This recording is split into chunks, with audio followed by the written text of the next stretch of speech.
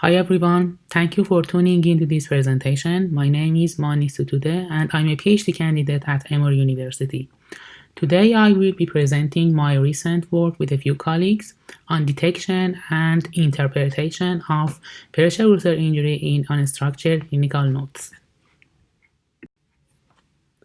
The authors of this paper and their partners have no relevant relationship with commercial interests to disclose. This work was supported by an NIH grant. Pressure ulcer injury detection and prediction is a critical task because of many reasons. First of all, over 2.5 million Americans develop pressure ulcer injury each year. Hospital readmissions due to pressure ulcer injury are 75% higher than other medical conditions. Patients who develop pressure ulcer injury have reduced quality of life, higher mortality, and longer hospital stays, and they are more institutionalized after hospitalization. Each case of PUI also has a very heavy economic burden. What's more, penalties will be applied to the bottom 25% of hospitals in terms of PUI rates, because PUI is a critical nursing quality metric. And most importantly, if we can detect PUI, we will be able to allocate resources better, especially for intensive care units. For example, in terms of specialized pressure mattresses and nurses who will be constantly monitor the skin status.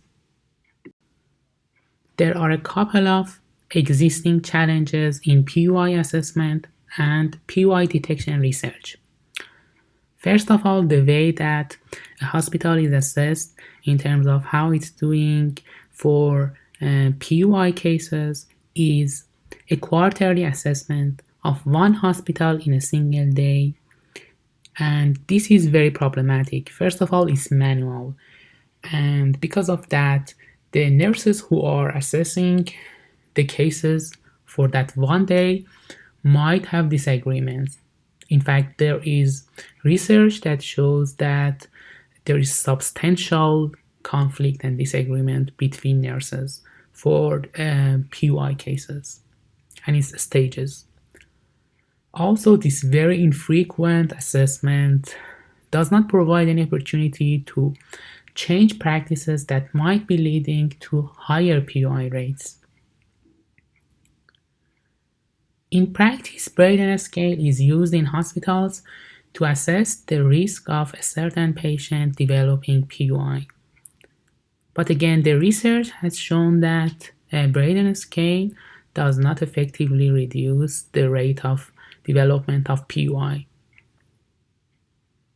Aside from that, many of the research on PUI detection are focusing on risk factors retrospectively rather than trying to predict or detect the PUI. And many of these works are mostly focused on structured data, not on clinical notes, but clinical notes contain many important information in terms of vital signs, which is gathered by all the care team, including nurses. So if we can actively mine these notes, that would be very helpful for PUI detection. Based on those limitations and challenges, we are providing two contributions in this work. First of all, we are doing an exploratory analysis of unstructured data or notes for PUI detection by discovering the keywords in notes that contribute the most to PUI development. And second, we are proposing an automated PUI detection which would enable more frequent assessment for a hospital, and will also give certain risk factors for each of the hospitals tailored to its population. This is an overview of the general framework of PUI detection from nodes, which is composed of 4 different sections. We first transform the nodes for each sample by identifying negative mention of disease and conditions and replacing them by their negative counterparts. For example, if you look at uh, this text, we have abdominal incision with no sign of infection. There are no issues of constipation or diarrhea. There is implicit negation, which is implied for infection, constipation, and diarrhea. So once we identify the negated word and transform them explicitly into the negated words, we would have abdominal incision with no sign of no infection. There are no issues of no constipation or no diarrhea. We then construct features from the transformed nodes for our machine learning problem using two methods: TF-IDF representation and sequential word embedding. Next, in the third phase, we train three classifiers on these features. These classifiers are logistic regression, neural networks, and random forest. And in the final step, we get the probability of PUI incidence from the classifier. For example, this can be 80%.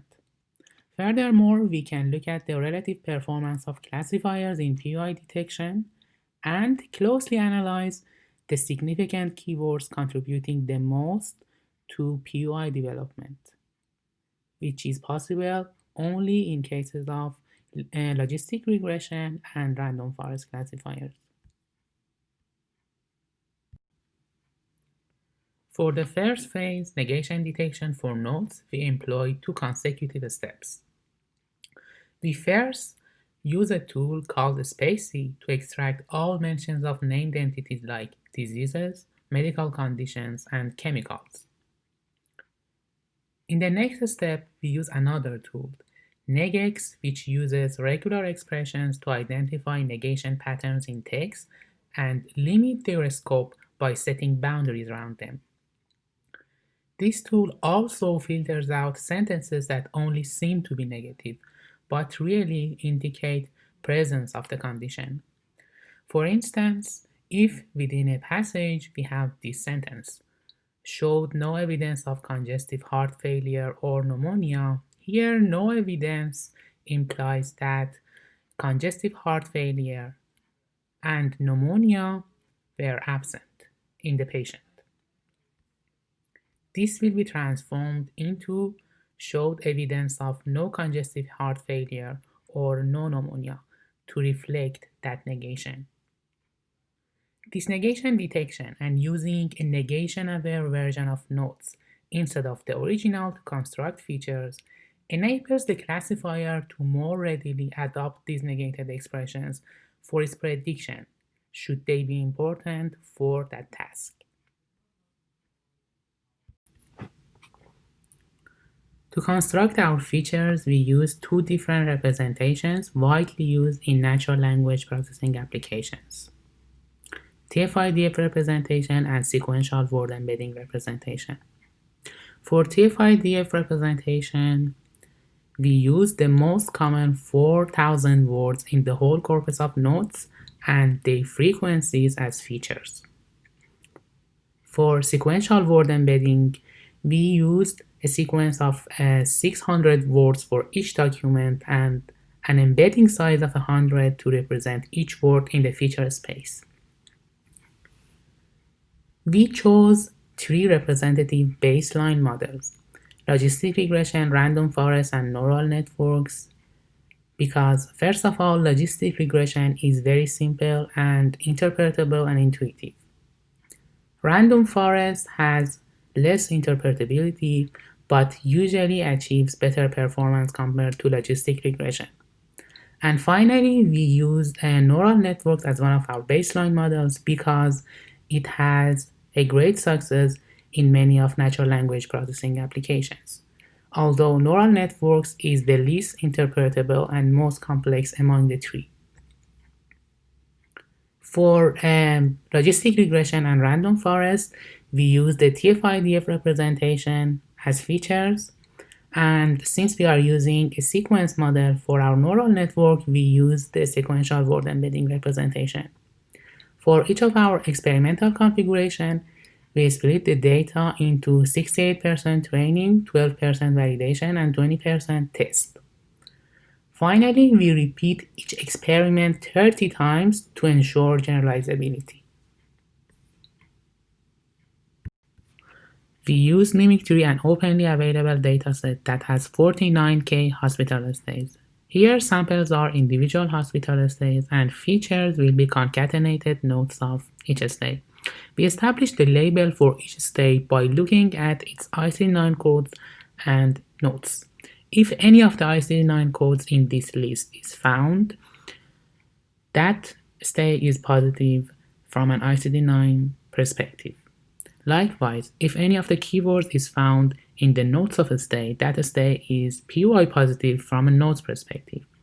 Stays that indicate PUI in both of these sources are our positive class, and stays that indicate PUI in neither of these sources will be our negative class. We employ a case control design by matching each positive sample with 4 negative stays closest to it in age, gender, and length of stay. Once we do that, the total number of samples would be 3,589 with 856 positive samples, which yield a 23% positive ratio. Here you can see the performance of the three classifiers in terms of AUC and F1 score, with and without negation detection.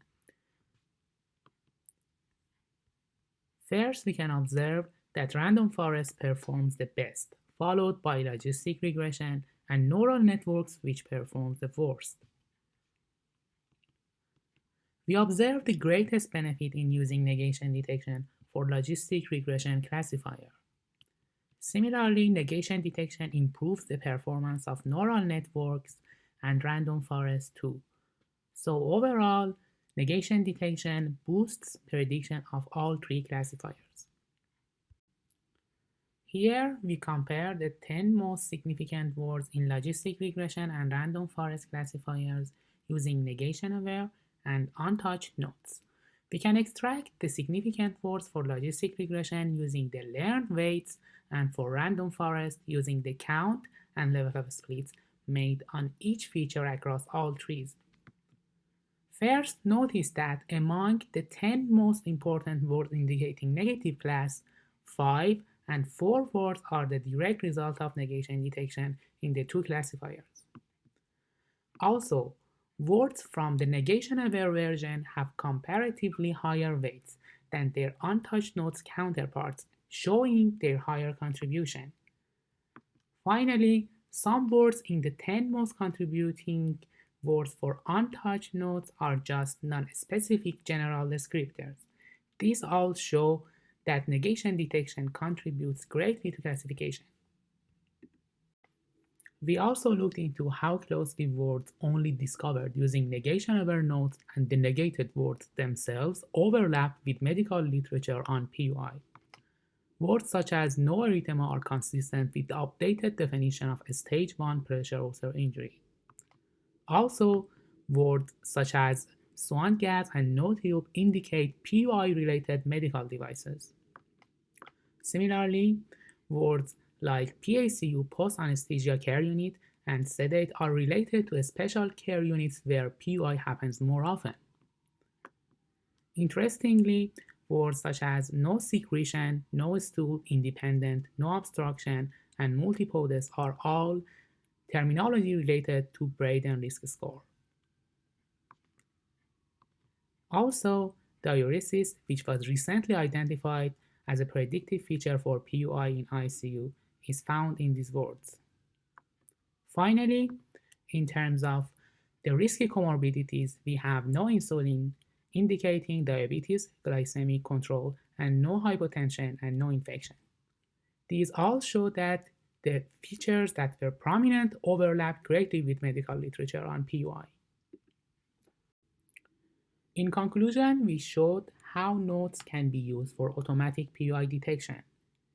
We also showed through our experiments the utility of negation detection step for predictive performance and having a more interpretable model. Finally, we showed that the keywords used the most by classifiers have considerable overlap with the medical literature. In terms of potential directions, we can further improve the classifier by hyperparameter tuning and more complex models. Also, using an extension of the tool we use, context, we can have more accurate identification of medical terms. Predicting PUI prior to its occurrence and detecting its stage is another direction which is very helpful for the clinical setting. Thank you for listening to this talk, and do not hesitate to contact me using this email address if you have any questions.